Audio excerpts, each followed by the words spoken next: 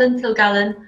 I'm Operations Manager here at Recovery Near You. I'm Abigail Fields. I'm one of the senior practitioners here at Recovery Near You. I'm Carl Phillips and I am the senior practitioner for Wolverhampton 360, which is the young person's service. What type of support does the Recovery Near You service provide?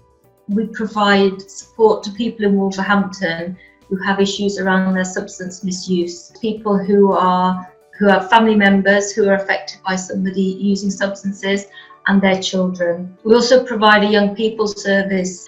We tend to work with people in the community, providing shared care, needle exchange, and we provide rapid access to substitute prescribing, rapid access for detox and alcohol support. Could you provide us with some examples of the innovative practices your services have put in place? Adaptability is kind of an essential aspect of anyone who's going to work with children and young people. We've always had to go to them. It's very difficult to get children, obviously, to come and see you without parents bringing them along. So frequently our work has took place in the community, in people's homes and in schools. Now, of course, when the lockdown came along, we couldn't go into people's homes and children were sent home. So that was really difficult and we had to think really quickly about what we were going to do. So that's been utilising things like WhatsApp and Zoom and Teams and phone calls and text.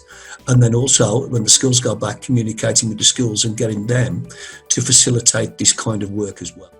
Frequently when we're working with children and young people, especially when their families are using substances, we need that confidential space so a child or young person can honestly talk to you about what's happening in the home. And that's tremendously difficult. And we realised as we were going on that a lot of our work now involved supporting the family. So that was a really different way of working and speaking as well. Working with the family members was a way of aiding the child, and that's something that's improved greatly, I think. We used to go to a lot of safeguarding meetings, and those safeguard meetings could be all over the city. And that requires travel, which requires time, which requires expense. And a lot of those meetings have now gone online. They tend to work better. Everyone has more time. It costs a lot less money.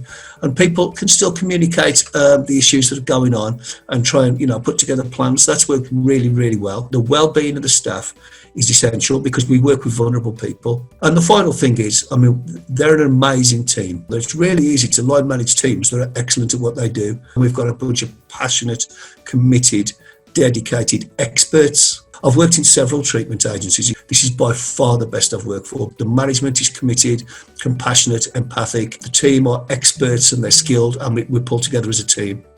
So I'm really proud to work for Recovery Near You and for Wolves 360. I think they're a great team.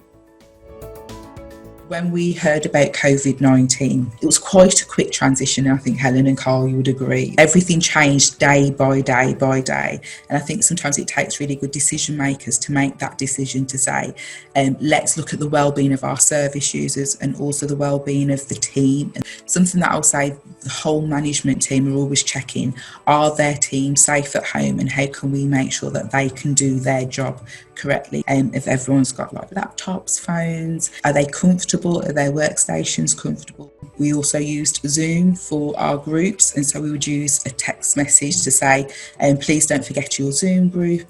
We work in a partnership, which is lovely, but it comes with its drawbacks as well. So our phone systems are a little different.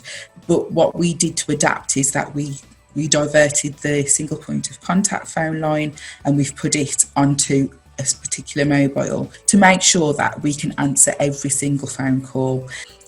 What I told my team, I said, look, we're the Avengers, and the idea of Avengers is that we've all got our own strengths. Some people are fantastic at IT. Some people are fantastic at completing really comprehensive assessments very quickly. We gleaned on everyone's strengths. We've had to sort of reassess, our work-life balance and how we can make sure that we're healthy at work.